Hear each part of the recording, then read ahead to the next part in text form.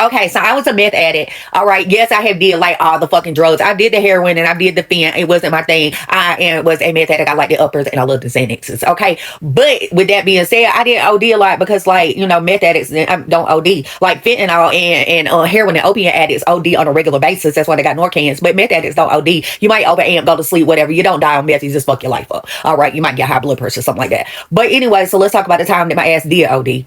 All right, so we was at our friend Jonathan house, who is a low-key undercover gay dude. He was real cool, but he ended up snitching on me, so he not cool, by the way, because I ended up going to prison for something he snitched on me for. But anyways, that's neither here nor there. We was at his house, and this girl, she probably see this shit. Her name Elena. She was over there too. All right, so me and my best friend, we just call her P. I don't know if she want her name all out. Anyways, so my friend is a real big, mean, loud motherfucker. She can beat up most people. She pretty like a girl, strong like a man, okay, and loud as fuck, and she can beat up most bitches. So she didn't really like that bitch because that bitch was trying to play with my friend and his feelings. All right, so that girl had like a bottle of this GHB shit, liquid G, you know what I'm talking about? If you don't, it's a drug. All right, so she had a bottle of that. And so my friend kept taking her, checking her, tripping on her. All right, so then she took her GHB from her. All right, took her shit, and then so we had left because we done caused a bunch of turmoil, and then so we left. Anyways, It's a couple days later. All right. All right, so I had did GHB before, right? But that was back when I was a teenager, okay? Back when I was a teenager. So I didn't really remember how much you were supposed to take. So we had Googled it, read about it. You were supposed to just take a little bit. So that's what we did. We just took a little bit. That shit was all right. It was good. So we still had it. We was at my friend Joe Brock house. By the way, free Joe Brock. Free him. We screaming free to Joe till he free, bitch. We was at his motherfucking house, all right? That's my good friend. I chilled at his house like that shit was my house. And I look out for him to this day, bitch, till he free. All right. So anyways, we over there. And we was like, yo, we just gonna do a little bit. So when I was doing it, somehow my arm got knocked, y'all. And I poured a lot of that shit in my mouth.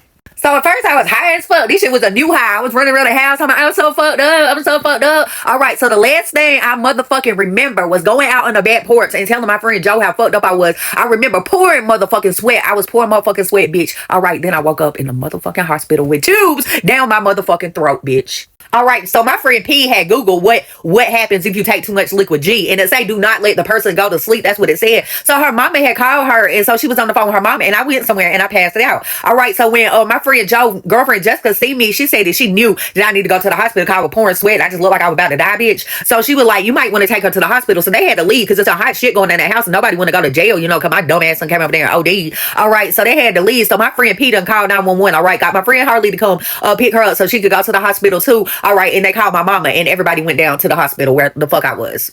All right, so they told me that, like, okay, it got something to do with your brain activity, like liquid G will shut your brain down. And they said that my brain activity almost shut down completely. I was almost dead, bitch. All right, but I survived it. I survived it. So then I woke up in the hospital, yanked the tubes out of my throat, and could not figure out why the fuck I was there. I was there by myself. So then all of a sudden I remember, I had took that shit, right? So they told me they took the tubes out. All right, so I wanted a phone, bitch, because I wasn't staying in no motherfucking hospital. I was getting the fuck out there, bitch.